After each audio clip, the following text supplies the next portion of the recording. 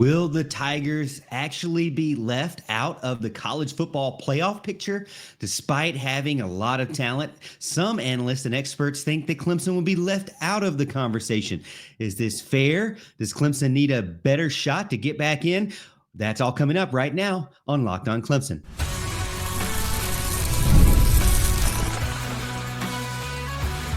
You are Locked On Clemson, your daily podcast on the Clemson Tigers. Part of the Locked On Podcast Network, your team every day. What's up, Tiger fans? Morgan Thomas here, Clemson fan, Clemson grad, and host and producer of this show, Locked On Clemson. Part-time host and producer over on 105.5 and 97.5 The Roar FM. You can check us out, check me out there every Thursday morning and also during football season, Tuesday nights, where I talk about all things Clemson, football, basketball, baseball, whatever it may be. Today, we've got a variety of things, as you see over there on today's show.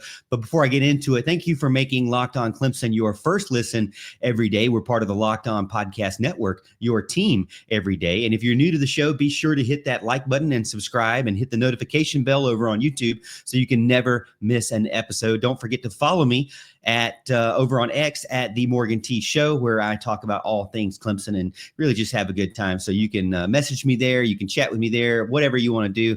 I put up polls, put up pictures, charts, all kinds of stuff. I like to have fun over on X. Probably spend a little bit too much time on X. Today's episode, we're going to be brought to you by FanDuel. Right now, new FanDuel customers can get $150 in bonus bets if your first $5 bet wins. So check out FanDuel.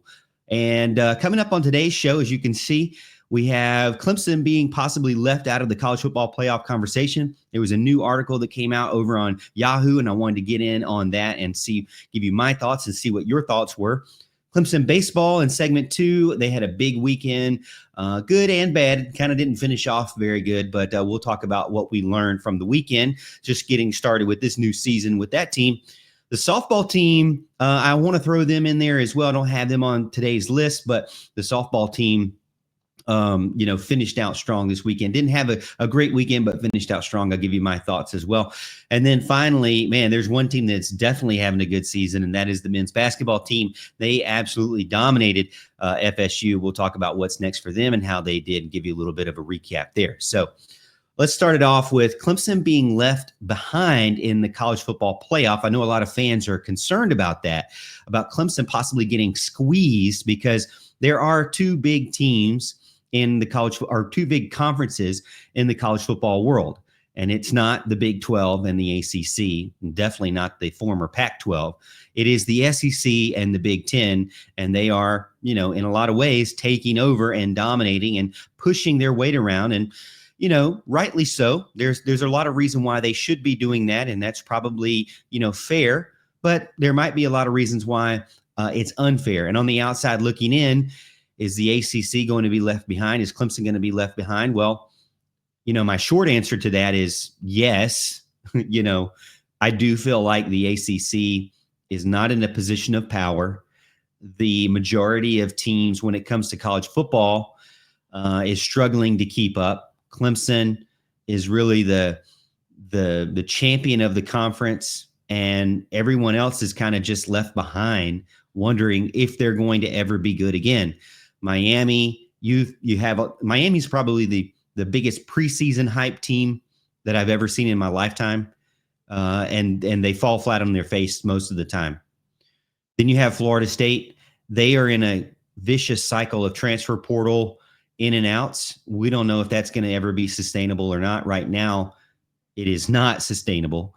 So the longer answer is it worse than you think? It could be. And there's some problems for sure. Is there not much Clemson can do? The more I read about it and the more I think about it, I don't know really if there is much Clemson can do. And a lot of fans tell me, well, maybe Clemson should just continue with this lawsuit and go to the SEC or the Big 10. My concern there is that I don't really know if the SEC cares about Clemson. I know that you would be shocked, or you're probably shocked for me saying this, but the SEC has two schools that border Clemson or surround Clemson, if you will, in the same market, in the same area. Now, Clemson has Clemson has a huge fan base. Don't get me wrong. They have a fanatic following that travels for sure. And really in all sports, it's not just football, but in all sports. So Clemson's brand is known nationally and in a lot of ways internationally. So Clemson does bring a lot to the table.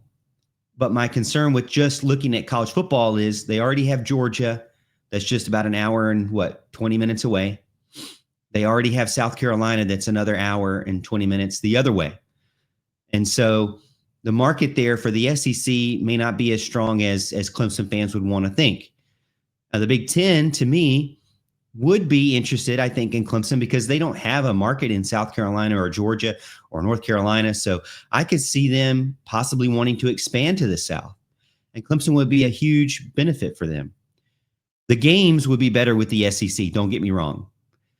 But either way, Clemson's on the outside looking in right now. The SEC, the Big Ten, they have control of the playoff format starting next season, not in 2025 next season, but I'm thinking 2025 is this season, but 2026, from everything that I'm looking at, it will be the SEC and the Big Ten world. I think that I've told you this on past shows. I think that it might be good for Clemson to move to the Super Conference or Super League once it's established. Right now, I'm a little bit concerned with that. I don't know if they would, I don't know how much a buy-in would have to be for either of them. I feel like it would be less of a buy-in for the Big Ten, but I know that the SEC, if I was in the SEC shoes, I would say, hey, you are going to greatly benefit from our matchups, to a multiplier that is even unknown. I mean, imagine Clemson, Florida, Clemson, Arkansas, Clemson, Tennessee, Clemson, Georgia, Clemson, Alabama, Missouri. I mean, regular basis, these teams would be a huge revenue bringer and ticket seller for sure. Now, what I'm reading here is that in 2025, 2026, they're pushing to expand from the 12-team playoff to the 14 or 16-team playoff. Now, the problem that you would have with that is that it's going to be favoring the SEC and the Big Ten. 4 automatic bids for each conference, meaning that would be 8, right? So I'm doing my math. I'm not very good at math off the top of my head, but the ACC and the Big 12 would only get 2, so that'd be 4. So that'd be your 12. Then there's 2 left over. So the SEC gets 4. The ACC only gets 2. The Big 12 only gets 2. The Big 10 gets 4. And then the group of 5 gets 1, stuck at just 1 guaranteed spot. And who would get that last spot? Well, it would be an at-large bid. But let's be honest, it probably would be more often than not, at least the way it looks right now, Notre Dame. Notre Dame would get, if they're in the top 14, they would get that automatic bid. So there wouldn't be any other teams getting an opportunity. Could you say the Notre Dame is with ACC? No, you can't. Not with college football. They don't want to be associated with the ACC. That was a huge failure along the ACC's standpoint because they had all the leverage and didn't use it. So Clemson is right now, if this goes into effect, and I believe it will, Clemson is shaping up to be in a situation where they're competing they have to be the best team in the conference. Now, really, is that a change from the 12 team? It's not necessarily a change, but the other 2 conferences, the Big 10 and the Big 12, or the Big 10 and the SEC, they have to also be the best teams in their conference with the 12-team playoff. So you're getting a group of teams that you feel like are the best teams from the Big 12, the ACC, the Big 10, and the SEC. Clemson's going to still be in that same situation they are in now, where they're not really going to be able to lose much. And they may only, they either got to be the best ACC team or the second best ACC team. I think that's probably likely for them. But now they're going to be competing with, in 2026, they're going to be possibly competing with, not as good SEC teams, not as good Big Ten teams. I mean, when you look at the 4th best Big Ten team or the 4th best SEC team, nowhere near the level as the champion of the conference. And not only that, they have a benefit or a bonus with getting more money. In this proposal, they'll be getting $20 to $23 million in college football playoff revenue in addition to what they already make. Clemson will just be getting a percentage of that. So I think it's like 15 to 17%. My worry is long-term for Clemson. I know in the short term, it's just a couple million dollars here or there. But in the long term, you're talking about complete athletic facilities revamped, whereas Clemson is not able to keep up with the facilities. They're not able to keep up with the coaches' salaries and maybe even in the future player salaries to the same level that the other teams are in the other conferences. So I think long term, something has to give. I don't want Clemson to be financially crushed, but is Clemson stuck right now? I think in a lot of ways they are stuck because unfortunately they're with the ACC. They've got this contract that they're trying to improve by giving more money to teams that bring in more money for sure. But the ACC and the Big 12 and the conference commissioners, they have made an agreement that this is going to happen. So the SEC and the Big 10, bottom line, 2026, they're going to be running the college football playoffs. So you're going to get 4 SEC teams every single time. You're going to get 4 Big 10 teams every single time. You're going to get 2 ACC teams, 2 Big 12 teams, 1 Group of 5 team, and probably Notre Dame, to be honest with you. Now, the Group of 5 teams, they're not happy with it either, but I really don't know where you could go from here. Bottom line is the Clemson and the ACC, if they don't figure something out, they're second class to the Big 10 and the SEC. And long term, they're going to get crushed financially. So can Clemson still make the playoffs? Yeah, they definitely can still make the playoffs. So don't be worried about that. They've got to do what they've always had to do, which is be the best team in the ACC. Can they do that? Yeah, they can do that, and they can keep doing that. Should Clemson leave the ACC? Well, you know my thoughts on that. I think they probably should. I don't think that they have as much leverage as you would think from a brand perspective. For the SEC, they're going to probably have to pay a lot of money to get into the SEC, if it were my guess. But I think if there was some way to wait until they could get into that big conference where there's not as much leverage for one conference or another, or Super League, if there ever is one, that would be my best case scenarios, get into the Super League. All right, so let me know what you think over on X at the Morgan T Show. You can follow me. You can talk to me. You can put it in the comments on YouTube. I appreciate everyone being a part of the show and, part of this discussion.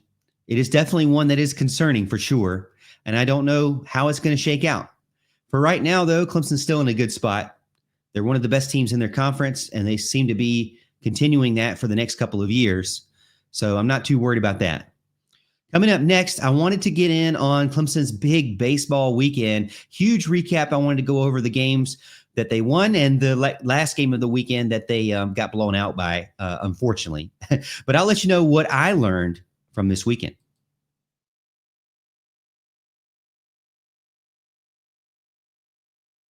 When the game tips off, the NBA action is just getting started, and there's no better place to get in on it than FanDuel, America's #1 sportsbook.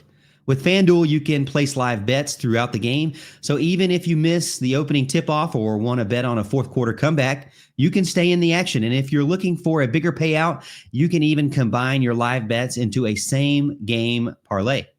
I love using FanDuel's live betting feature because it keeps every moment of the game exciting. Whether I'm backing my team for a late game rally or picking a player to hit a clutch 3, I never feel like I missed my chance. Plus, the app is super easy to use. When you win, you get paid instantly. Right now, new FanDuel customers can get $150 in bonus bets if your first $5 bet wins. Just visit FanDuel.com to join today. That's FanDuel.com for your shot at $150 in bonus bets. Make every moment more with FanDuel, the official sports betting partner of the NBA. All right, Tiger fans, Clemson baseball kicked off the season with a great 2-1 weekend at Globe Life Field in Texas, picking up wins over Oklahoma State and Arizona, both ranked wins starting out the season. So if you happen to be a team from another team that might be a rival in the same state, can you say that you've won 2 ranked games already out the gate? No, you can't. They did fall to Ole Miss, which, you got to hate that they lost against an SEC team. But we saw big offensive performances, promising new faces, and still kind of a big question mark that I hinted to earlier last week. So what did we learn from this weekend? Well, they started off the season against number 13 Oklahoma State, 6-5 win in a close battle. They really started out, behind, I think 4-1 starting out, and then they kind of battled back, which was really cool to see. The next day on Saturday was an offensive explosion, 16-5 rout of number 12 Arizona, providing that they can score, a crap ton of runs in a short amount of time. Sunday, though, kind of a big yikes. Ole Miss hammered them, got out to a early lead, and Clemson could just not make it back. They tried to fight back in, but even the bullpen couldn't help them. Hammered them 15-5. Some concerns on the mound may be brewing in that Sunday loss. We'll see. We'll talk about it. 5 things that I wrote down that I need to know. These are kind of, I like to do 5 things. I'm switching it up this week. I'm going to do 5 things that I need to know, or that I wrote down that I need to know. So first thing is the transfer players, man, they are absolutely legit. Luke Gaffney, Colin Priest, Josh Pano, Dominic Listy were the real deal. Yes, they were the real deal. Pano, 400, 4 RBIs. He is a key piece in the lineup. Big guy at third base. Love the guy. Man, he gets clutch hits when you need them. But I got to say, the best hitter of the weekend has to be Dominic Listy, 556 average, 5 RBIs. And then you had Colin Priest. He had some power, 2 doubles, while Gaffney struggled a little bit at the plate. He did have some impact plays on the defensive side of the ball. So all of them, though, I think great additions for Clemson. And none of them, I didn't have anywhere where they hit any home runs this weekend. So while they didn't do that, as I mentioned, they don't need to do that to still win the game. All right. Number 2 for sure is Cam Cannarella is the real deal. He started out the weekend not very good as a leadoff batter. They moved him to the 3-hole, which a lot of people over on X were concerned about. But it really didn't make a big difference. From leadoff to third, he still hit 333 with 3 doubles and 4 runs scored. He had a couple more strikeouts than usual, 4 Ks, so that might not be good to continue the innings as you're the third hitter, but especially early innings. But my opinion on that is I think he is one of the most dangerous hitters that Clemson has, and he is definitely a guy. And Clemson has shown that they're really good with runners in scoring position. So I don't think that the lineup really is a big problem right now. I think, the way it is looks really good to me. I have 0 concerns. If you have any concerns about Cannarella in the third 3-hole, I don't know. To me, I don't see it. The offense is definitely dangerous. 16 runs against Arizona, 7-run first inning against them, and they have a pretty deep lineup. Even with Purify batting at the very end, he seems to be a big lethal guy there as well because, man, if he can get on base, he's definitely going to steal a base, or he's going to get to second base, no problem, for sure. So I think then you start with the top of your lineup with a guy on second base. Why wouldn't you want that? So I think the lineup, to me, looks really good. For me, the number 4 thing I had on my list was Sunday starter, still a concern. Justin Legarnick was pretty bad. 1.2 innings pitched, 7 earned runs. So against Ole Miss, he gave them an early lead, and really Clemson could never come back from that. They never even came back from that initial 7 earned runs. They got 5. So not a good outing right there. And then the bullpen, maybe not as good as either. They had 2 guys that gave up 3 runs apiece as well. 3 runs combined. So Clemson might need to figure out what they're going to do on Sunday. I'm curious to see what they're going to do midweek as well. Potential replacements. Honestly, I'm not even going to pretend like I even know who their potential replacements are. I have been big on Talon Bell, but he is a true freshman. So we'll see if he gets an opportunity. They got a couple of guys in the bullpen that have done, pretty solid in McGovern and Dvorsky, but I don't know if those guys could possibly be starters because they seem to be more of relievers, in my opinion. So they need to figure that out, but I think this season looks pretty good for sure. They shut down the door late, against two ranked teams, and they had a lot of pop on the bat. So for me, even with Eric Bakich not there, they performed well. So I like what I see from Clemson baseball. I want to see more of it. I'm looking forward to this weekend coming up and the midweek game for sure. I hope that they can get back to Clemson. And I will throw in here with softball as well. Getting back to Clemson, I think, is going to be key for them too. They didn't have a good weekend. They lost a lot of their big games, and Missouri, Kentucky, and I think they finished off the weekend in Florida with a great win against Ohio State. In my opinion, that was a huge win for them because Reese Basinger got up there, and while she has been struggling, she has to be the ace for the team. She is what they brought in to be the ace from Winthrop. She's in her fourth year now. She knows how to pitch. I don't know if she really has fully adapted to this new level. Winthrop probably wasn't playing at the same level in the Big South as they are in the ACC, the SEC, and the Big Ten. So I think that she's going to have to adjust to the hitters at this level, but I think she can, and she showed she could in the game Sunday against Ohio State.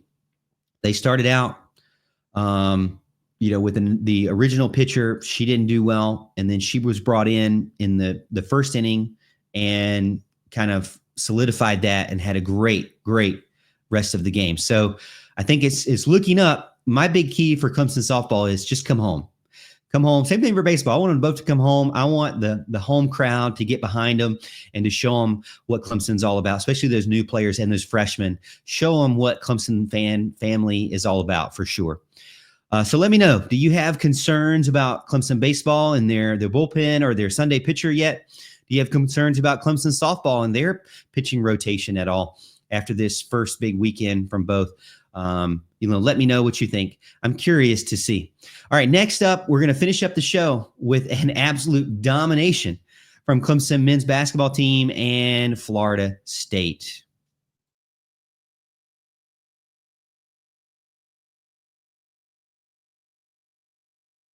Oh, baby. Oh, baby, you got to love Clemson basketball just absolutely destroying Florida State, 72-46, a blowout win, total domination. Clemson came into this game.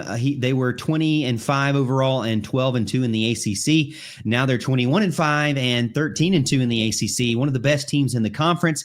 And we know that they're going to keep this up. I think the rest of the end of the season is going to be great for Clemson. Florida State, not very good this season. And they ran into an absolute buzzsaw. Clemson jumped out to an early lead. They led 36-19 at halftime, stretched the lead to 27 points late in the second half. And by the final buzzer, Florida State was absolutely down for the count.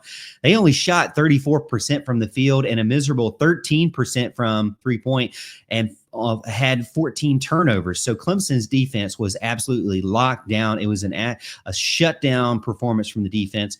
They rebounded, out-rebounded them 41-33. And Dylan Hunter, man, I got to tell you, I posted about him on X. He was on fire. 17 points, 7 of 11 from the field, 3 big three-pointers, a career night for him. If they continue to have Dylan Hunter do this, coupled with the fact that Locken has jumped out and just gotten hot, Shefflin's been consistent. Chase Hunter's been good. Now you throw in Dylan Hunter, and then Zachary. This team, while they, that's a good combination to me. You've got length in Locken. You've got shooting in the Hunter brothers. You've got driving to the lane and getting fouls from Zachary. And then you've got the rebound monster in Shefflin. They have a little bit of everything that you could want, and they're doing great. And then when they get the guys off the bench like Dale Jones and Chauncey Wiggins, I think that is just, this team to me is a complete team for sure. I like it. I want to see more of it. Clemson basketball just absolutely dominating. Now, the scoring attack, they had 4 players with 9+ points. Shefflin had 14 points, 12 rebounds, 1 block. Dylan Hunter, 17 points, as I mentioned, 4 assists, 2 steals. Locken had 9 points, 8 rebounds, and 2 steals. And Wiggins had 11 points, 3 assists, 2 steals.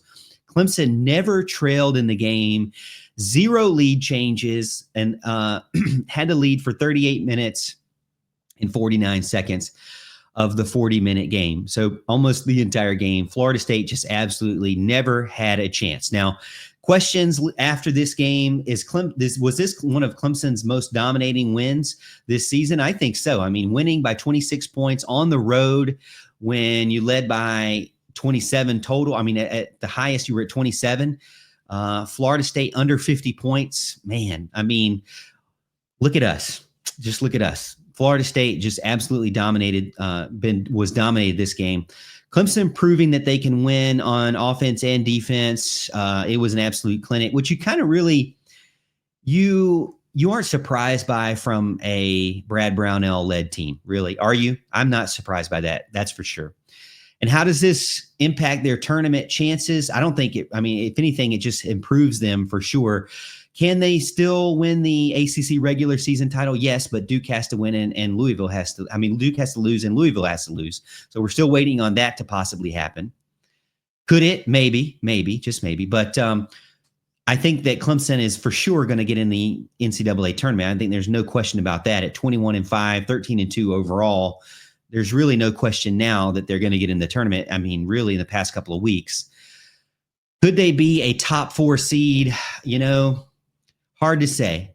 I was talking about it with Sam Jones over on the radio, and he was telling me that the way the bracket is shaking out, the way that the ratings are shaking out, they may still be like the best they could do is a 7 or 6 seed, 5 at the, I don't know. I don't even know if 5 is even in play, but it seems like no matter how good they do the rest of the season, because those games at the end of the season really aren't that big, they'd be best at like a 7 or 6.